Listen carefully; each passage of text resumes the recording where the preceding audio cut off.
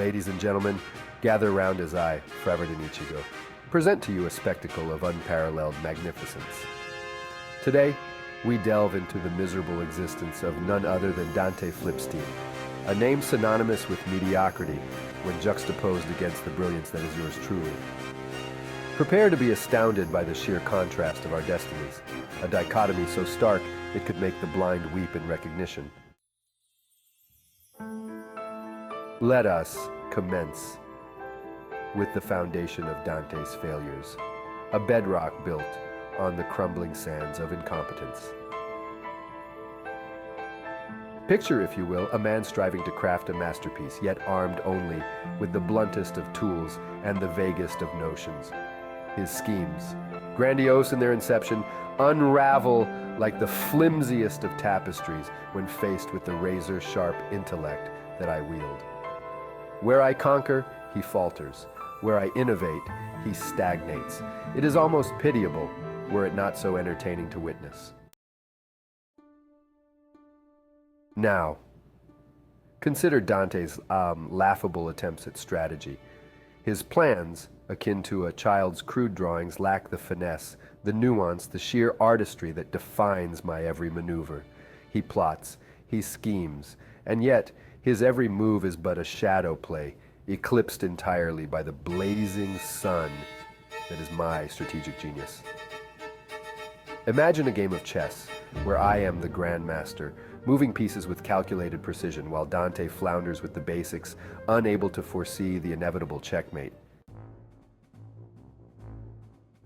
Tongsi Gunstamen. Ah, the sweet irony of Dante's ambitions. His aspirations reach the heavens, yet his wings are but wax, melting swiftly under the heat of my scrutiny. Each venture, each grand endeavor he undertakes is doomed to collapse under the weight of its own hubris. Meanwhile, my exploits soar, unencumbered by such trivial limitations. Witness how his carefully laid traps snap shut on empty air as I glide effortlessly above, untouched and unbothered by his feeble machinations.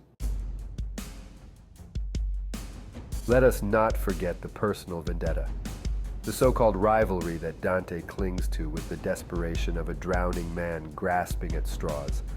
To him, it is a battle of equals. To me, it is but a minor distraction, an amusing side plot in the epic of my existence. His every slight, every underhanded move is but a footnote in the grand narrative of my triumphs. Oh, how he strives to be my equal, yet he remains eternally in my shadow, a mere footnote to my legend.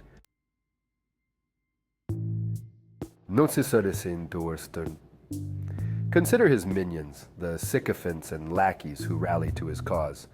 What a motley crew they are, lacking both the loyalty and the competence that define my own illustrious entourage.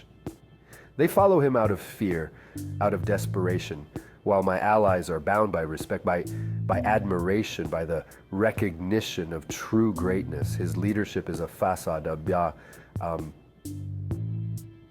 a brittle mask that cracks under the slightest pressure, revealing the insecure charlatan beneath.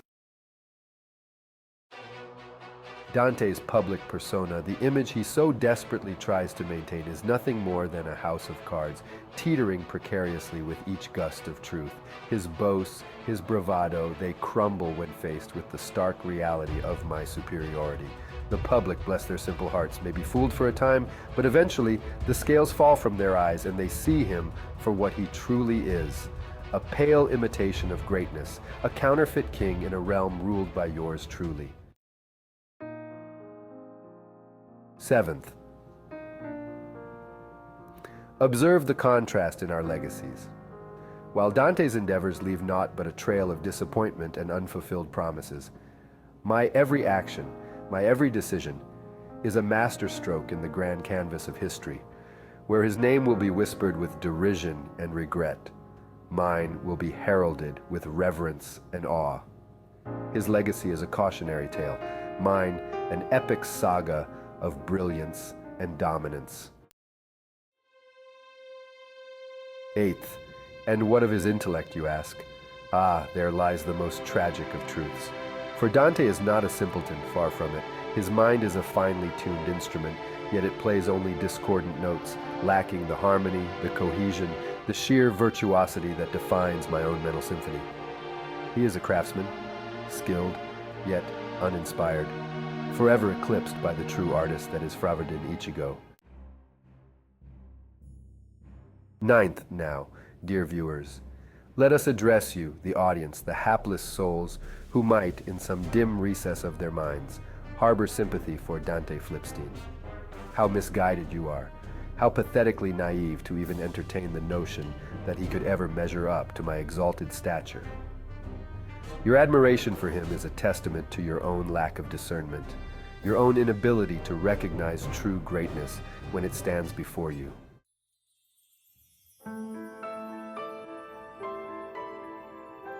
Tenth, in conclusion, let us acknowledge the sad reality of Dante Flipstein's existence. A man not without talent, but forever destined to be a mere echo in the grand symphony of my life. His efforts, his schemes, his very being, all serve only to highlight the brilliance of Fravardin Ichigo. So let us raise a glass, not in celebration of his failure, but in recognition of the sheer magnificence of my triumphs. For in the end, it is I who stands unchallenged, unrivaled, and eternally supreme.